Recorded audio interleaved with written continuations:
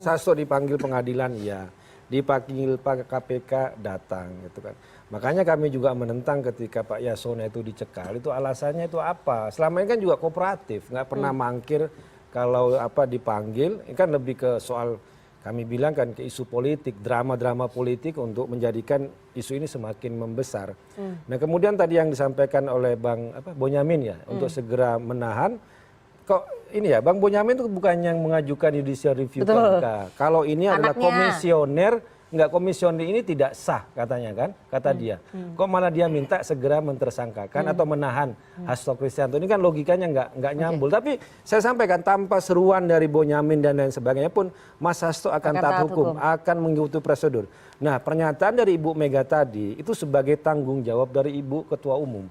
Karena Mas Hasto ini kan ditersangkakan sebagai sekjen, bukan sebagai pribadi. Kalau kita simak lagi pernyataan dari Ketua KPK, Hasto Kristianto sebagai Sekjen DPP PDI Perjuangan.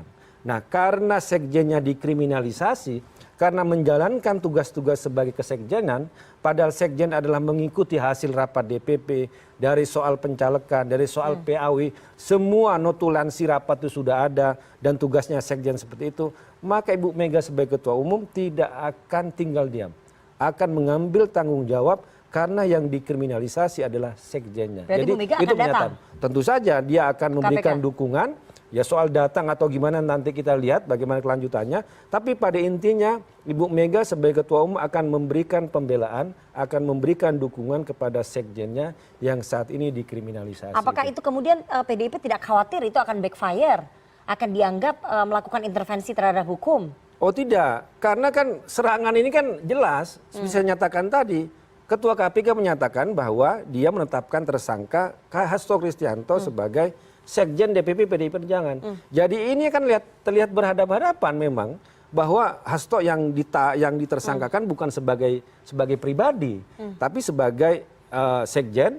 Dan karena itu kami sudah melihat, sudah memetakan dan juga mengkonfirmasi dengan semuanya. Ini kan bagian dari serangan terhadap partai, terhadap Ibu Ketua Umum, juga menjelang Kongres, ada spanduk dan sebagainya. Ini bagian dari skenario untuk mengambil alih ke KPK.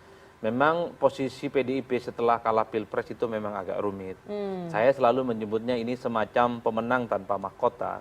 Padahal kita tahu menang pileg itu tidak gampang. Ya. Tapi dalam sistem presidensialisme, multipartai ekstrim seperti Indonesia, pemenang di Pilpres lah yang kemudian diperhitungkan.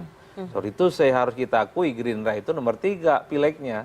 Tapi per hari ini memang ada kecenderungan semua partai politik tegak lurus, samikna, watokna, dan ingin bergabung dengan Prabowo Subianto dan Gibran.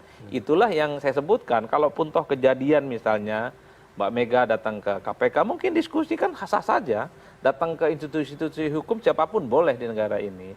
Tapi kalau melihat posisi PDIP hari ini yang kalah Pilpres, ya tentu saja menurut saya, jangankan ada dugaan-dugaan intervensi, ini sudah tidak diperhitungkan kekuatan politiknya. Per hari ini, iya, per hari ini misalnya sangat kelihatan sekali bahwa PDIP itu memang sangat terlihat berjalan sendirian di tempat yang sunyi. Nyaris tak ada satupun partai-partai mau berkoalisi dengan PDIP. Itu sangat kelihatan sekali, baik dari